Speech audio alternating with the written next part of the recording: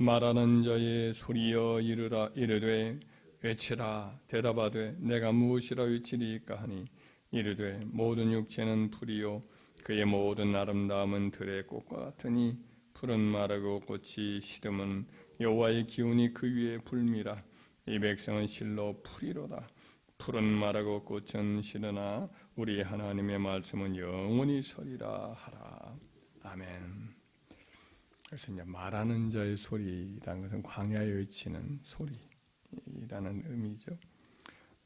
이 맥락은 이 전반적인 40장 오늘 본문의 말씀의 맥락은 이제 하나님의 이스라엘 백성들 장차 하나님 신약 시대 하나님 백성들을 위로하는 그런 말씀이에요. 직접적으로는 바벨론의 포로로 끌려갔다가 이제 돌아올 것에 대한 그와 같은 소망을 주시는 그런 메시지고, 신약 시대에 우리 구주께서 오셔서 이제 그야말로 어둠에 잡혔던 만민들을 하나님께로 돌이키는 그와 같은 일을 하시는데, 그 앞서서 이제 이와 같이 세례 요한이 나타나서 사람들에게 회개하라, 천국이 가까웠다, 이와 같은 메시지를 이제 증거하는 그런 예언의 말씀이 여기 이제 담겨 있는 거죠.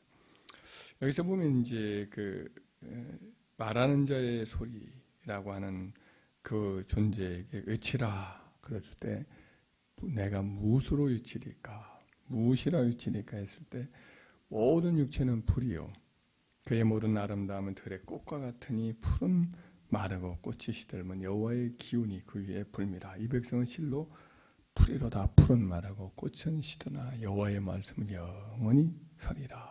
이렇게 말해라는 거예요. 영원히 서는 말씀은 곧 하나님의 아들이신 예수 그리스도 그분을 가리키는 것이다 라고 사도 베드로가 이제 그렇게 적용을 하죠. 여기서 이제 오늘 살펴볼 내용은 이제 푸른 마르고 꽃이 시드면 여호와의 기운이 그 위에 불미라 했는데, 여호와의 기운이라고 하는 기운은 원문에 보면은 르와우라고 돼 있어요. 르와우란 말은 이제 기운으로 번역을 했는데 바람이라고 보통 쓰이기도 하고 또 성령이라는 말로 쓰이기도 해요. 똑같은 단어가 바람으로 성령으로 쓰여요. 신약에서 이제 성령을 가리키는 헬라어 단어 푸뉴마라는 단어가 있는데 그것도 또 묘하게 똑같이 써요. 그것도 바람이라고 번역을 할 수도 있고 성령이라고도 번역을 할 수도 있어요. 이 두 가지가 다 비슷한 성향을 갖고 있다라고 우리 주님이 니고데모에게 말할 때, 그때도 이제 바람이 임으로 불매 어디서 와서 어디로 가는지 알지 못하거니와 성령으로 나는 사람이다 이와 같다 할 때도 그때도 이제 푸뉴마라는 단어가 쓰이거든요. 바람과 성령이 보이지는 않지만 실제해요, 실제하지 않아요? 실제하는 것처럼 그와 같은 단어로 쓰이고 있습니다. 구약에 있는 루아우라는 단어가 이와 같이 바람이라고도 번역을 할 수 있는데, 여기는 기운이라는 바람이 이제 바람으로 번역한 것에 가깝죠. 성령을 의미하는 거죠. 근데 이제 여기서 이 전체적인 맥락이 은혜의 맥락이거든요. 은혜의 맥락인데 이 여호와의 성령, 여호와의 바람, 이 바람은 지금 어떤 역할을 하느냐면 풀을 마르게 만들고 꽃은 시들게 만들어요. 풀은 마르고 꽃은 시드는데 그 다음에는 영원토록 써 있는 하나님의 말씀이 소개되고 있죠. 그래서 성령의 사역은 어떤 일을 하시느냐, 시들게 하고 마르게 하는 사역을 하고 있습니다. 무엇을 시들게 하고 무엇을 마르게 하느냐 하면 인간적인 아름다움, 인간적인 육체의 어떤 영광, 이런 것들을 마르게 만들고 시들게 하는 사역을 하는 것이죠. 구약에 예를 들면 요셉이라는 사람의 예를 들면 요셉은 아버지의 사랑을 독차지하고 참 행복하게 살잖아요. 아버지만 있으면 뭐든지, 아버지 야곱만 있으면 아무런 이제 뭐 기름이 없는 거죠. 뭐든지 다 채워지고 아버지의 사랑을 다 독차지하고 있으니까. 그 다른 형들은 다 선모습처럼 그냥 일하고 있는데 낡은 옷을 입고 있는데 아들만 특별히 채색을 입혀서 사랑받음을 이렇게 보여주는 그런 옷을 입고 있잖아요. 형들이 나중에 그 옷을 빼앗아 버리잖아요. 그래서 그 피를 묻히고 죽은 것으로 그렇게 해서 아버지에게 갖다 주잖아요.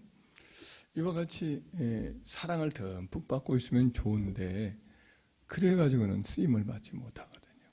그래서 아버지 사랑으로부터 그를 그 옷도 벗겨내고 아버지의 사랑을 받지 못하는 신세가 되어서 애굽의 종이 되어서 거기서 이제 머슴살이를 하잖아요. 종노릇을 하잖아요. 그와 같이 하시는 일이 바로 이제 하나님의 성령의 사역이에요. 다 벗겨내는 거예요. 다 마르게 만드는 거예요. 그 뭐 마르게 만들고 벗겨내고 꺾어버리는 이런 일이 그 사람을 미워해서 그러느냐 죽이려고 그러는 것이냐 그건 아니란 말이에요. 비로소 그는 아버지의 육신적인 사랑에 만족한데 벗어나서 진정한 아버지가 되시는 하늘 하나님의 사랑을 갈구하게 되죠.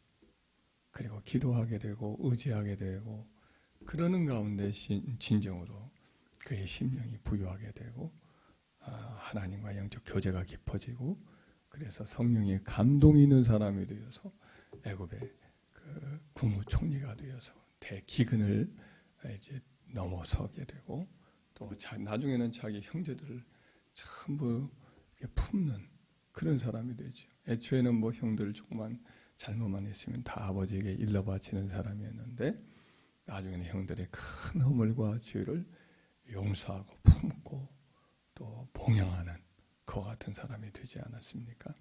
성령이 마르게 하는 사역을 여기서 한 요셉의 삶 속에 있었던 거죠. 다윗도 마찬가지죠. 다윗도 은혜가 임했습니다. 이스라엘 왕이 되리라고 하는 그와 같은 기름 부음이 있었습니다. 사무엘로 통해서. 근데 그 상태로는 이스라엘 왕이 되기에는 아직도 여러 가지로 부족함이 많기 때문에 그래서 이제 사울 왕에게 쫓기는 신세가 되죠.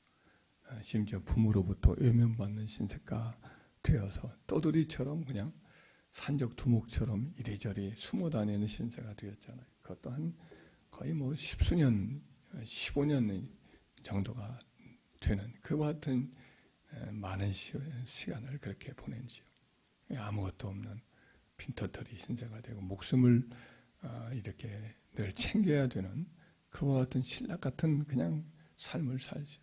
마르게 하고 깨어지게 만들고 연약하게 만들죠. 그런 가운데 그는 늘 하나님께 부르짖고 기도하고 은혜를 사모하는 자가 되어서 하나님을 바라보는 가운데 어느 틈엔가 그가 성령의 사람이 되지요. 그래서 훗날에 이제 유다의 왕이 되었다가 이스라엘의 왕이 되어 쓰임을 받는 것입니다. 오늘 본문의 말씀도 마찬가지. 세례 요한에게 하시는 사역이 뭐냐?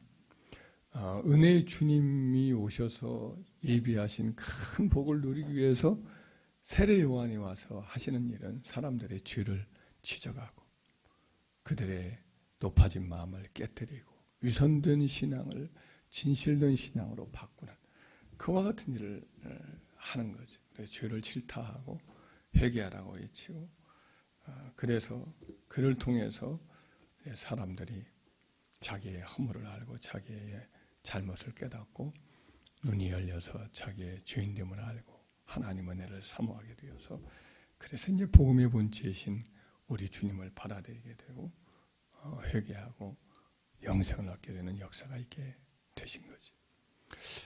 지금도 성령은 그와 같이 우리의 어떤 인간적인 자랑, 육신적인 어떤 아름다움 이것들을 마르게 만들고 시들게 만드는 사역을 계속하고 있는 줄 믿습니다.